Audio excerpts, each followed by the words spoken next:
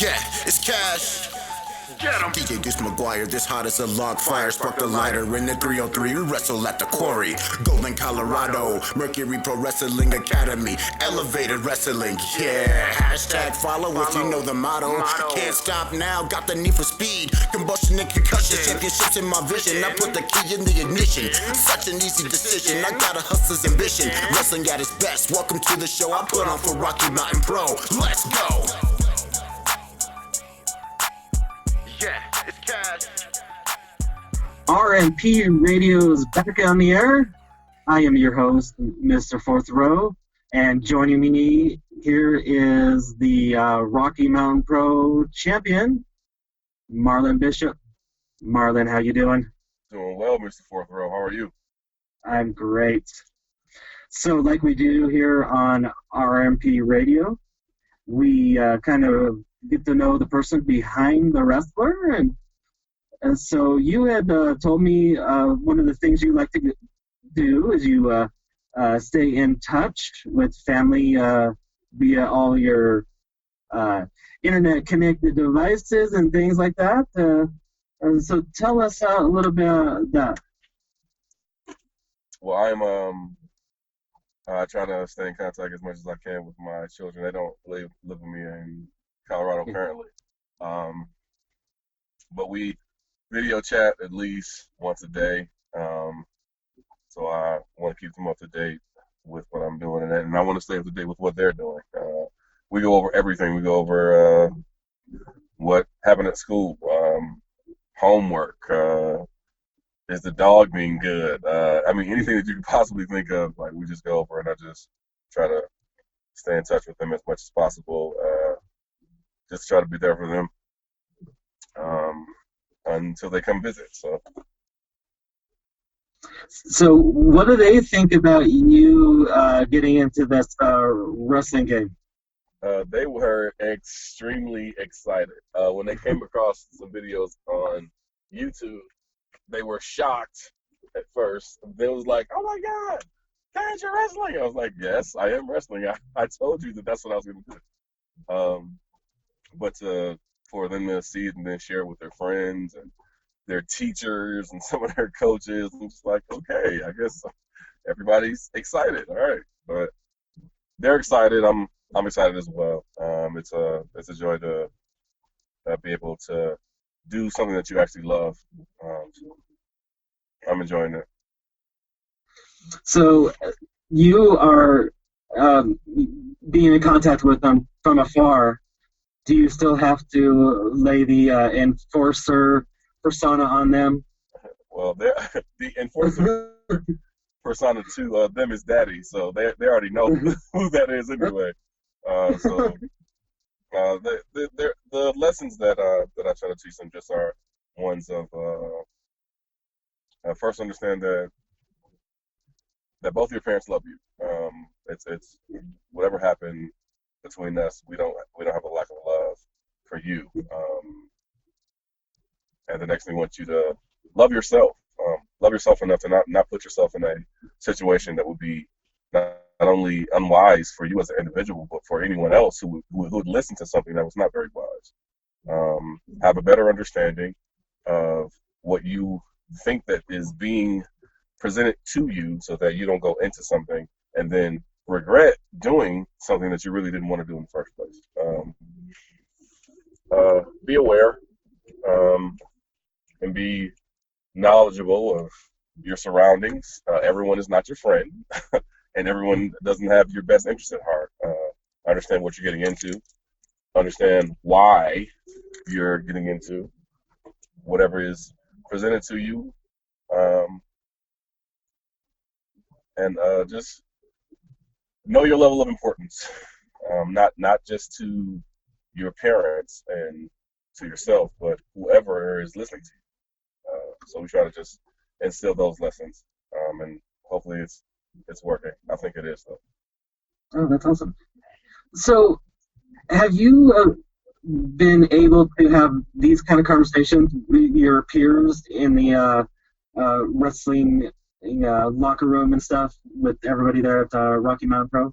About my children, or just period? Well, just being parenthood and stuff like that. Because I know Matt is a single parent per se as well, and you got new parents of Porter Blake and stuff like that. You guys get to talk about that kind of stuff.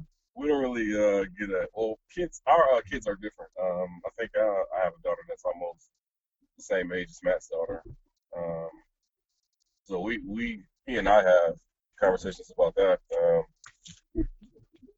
So we do talk about our kids in that aspect, but not really going like into too much detail. If it's something that's too like personal, like we don't step on one another's toes or try to make the other feel like we're trying to know what their business is or anything like that.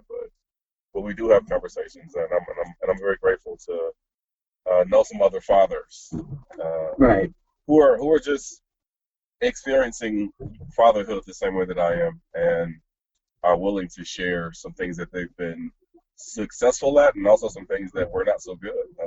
So I'm grateful for that. Yes. Okay, yeah, that's what I was kind of curious about. So another thing that we had talked about is that one thing that you could do, one of your hobbies, I guess you could say, out of the wrestling ring, yeah, is cigars. Yes, sir. What got you into that? Man, so my grandfather again. So my grandfather was a cigar guy.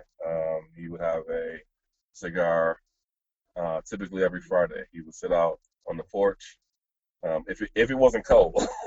And growing up in Detroit, after about October 20th, it's a little cold. But I remember vividly just my grandfather just enjoying cigars. The cigars that he smoked were El Producto. And he would have one, and he would have what would be, I guess, considered lengthwise a Connecticut, maybe. And I know it was a Churchill. I'm sorry. Very, very long cigar. And it seemed like he would be out there all day with this cigar. So that was he was my influence with that, with a lot of other things, but with that also. Okay. Were you have been able to consult per se with him since you got into this? No, my grandfather passed away in 1996. Okay. I'm sorry. I just was kind of curious. No, that's all. Okay. So now that you're got into this, what kind of things have you find out about participating in this hobby? Well, there are some different types of cigars, and I've been learning. Some of my favorites are the Gurkha brand. Gurkha just they have a very high quality cigars. The taste is very good, from something from the very bold to the mild, and I enjoy their brand. I also enjoy Tatuaje. They are obviously not from this country, but a very good cigar. Not as bold, not as, but the taste is very, very good. The tobacco is very, very smooth, and I enjoy those also. Okay. And so far with doing all this, what have kind of been the say holy grail or things that you still want to experience with it? With the cigars? Yeah, I mean anything that any kind of brand you want to try, or are there things out there that are like hardly obtainable or highly sought out? Cubans, yeah, like the authentic ones, not the ones that you can that are just listed or like said to be Cubans. Yeah. I'm actually there's a place where I get my cigars from that have a lounge, and sometimes gentlemen are in there, and I've been fortunate to just kind of sit down and have a conversation, not about cigars, but just about life, just talking to someone who is older than I am and has a different life experience, and getting their perspective has just been like a wow moment for me. And I'm like, wait, what? You did what, sir? I mean, just some of the conversations just have been very, very positive, very uplifting, and I got a chance to learn a lot also. So I'm very, very grateful for that exchange. So you've also found that participating in that, you've become part of a community or a culture. Yes, yes. I didn't know that the culture was as large as it is, but there are like several gentlemen who from different cultures that connect with a cigar. So that part has been very, very cool. Getting to meet some people who don't sometimes speak the same language fluently as me, or from a different culture, and just still being able to have a conversation about some of everything has been a very cool experience. Well, that's awesome. Anything else you can have that you want to do with this? Like, host parties or anything like that? Or... I was actually thinking about that. There are a few guys who enjoy cigars also. Chago, one, my second cousin on my mama's side. Chago, one, Corrente, Bruce Wayans. I know he enjoys cigars. And even Matt has had one with me, even though it's like his favorite thing. He was like, you know what? Yeah, I'll have one. So yeah, maybe I can come up with a little podcast and we can just talk about conversations with cigars. So. Oh, that would be cool. Yeah. Or even maybe we can have a segment in a upcoming episode of Charged.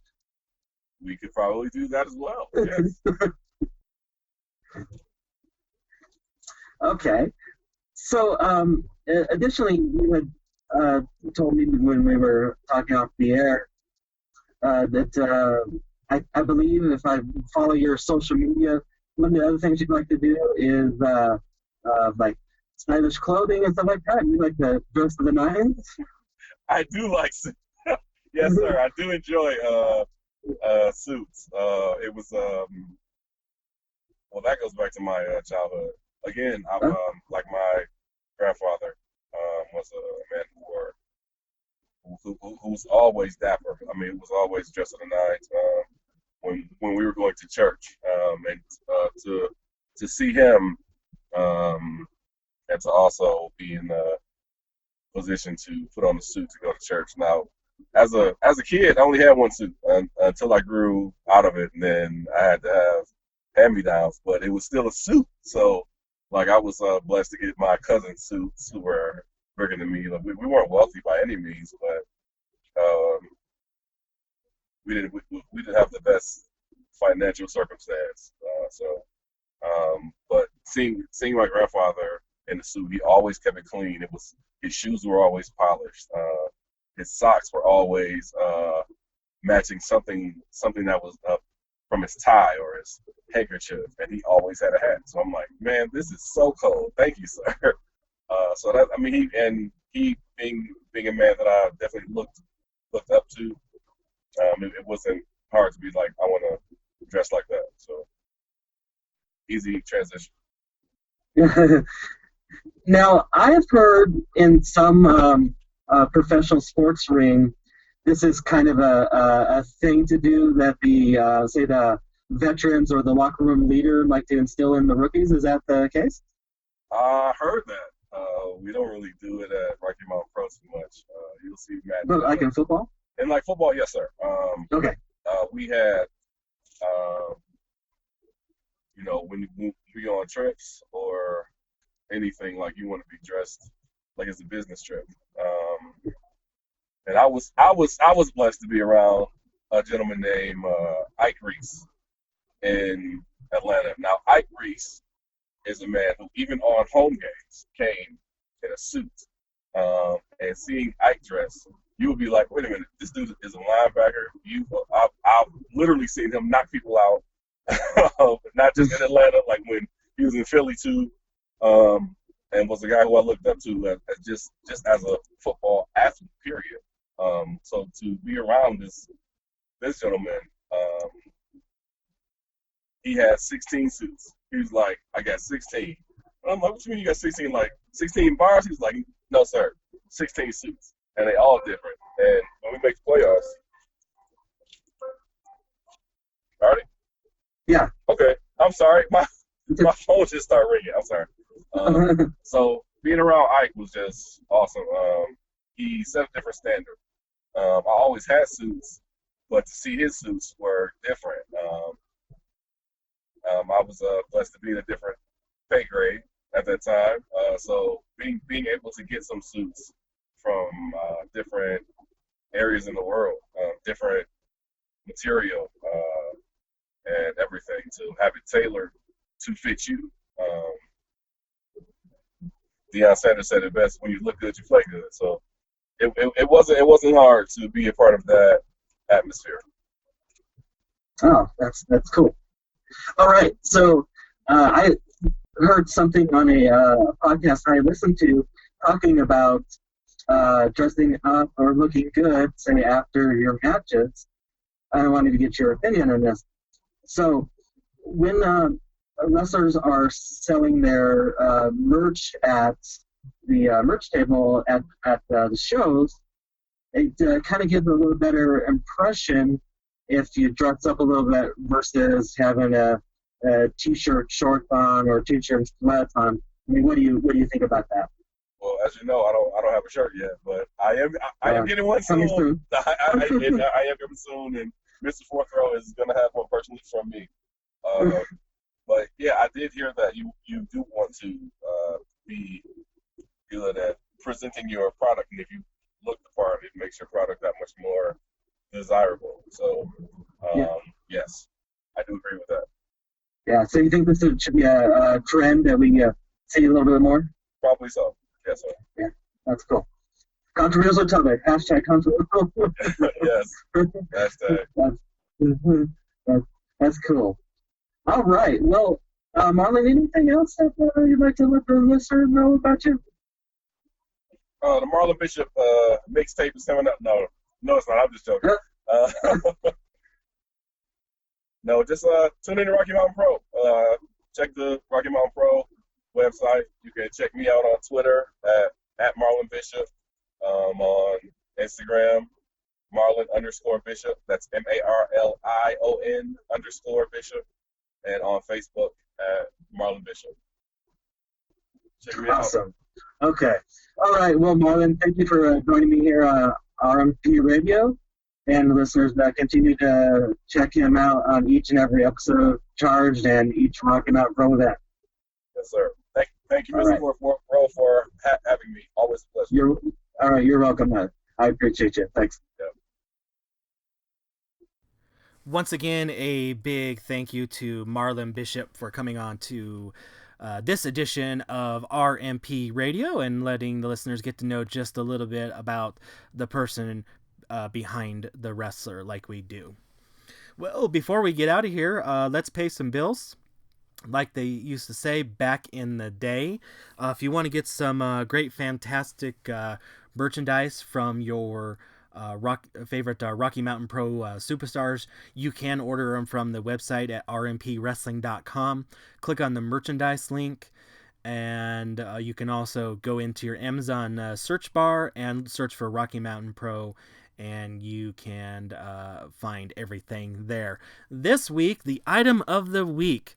They just came in, and they are the first issue of the Rocky Mountain Pro comic book. These are fantastic. They are available at the live local Rocky Mountain Pro events, $5. And if you purchase one, each and every Rocky Mountain Pro talent that is featured in the book, if they are available, would be gladly to autograph it for you if you get that. So I've got my copy. What about you all? If you want to come to a Rocky Mountain Pro event, you can see the events that are coming up at rmpwrestling.com.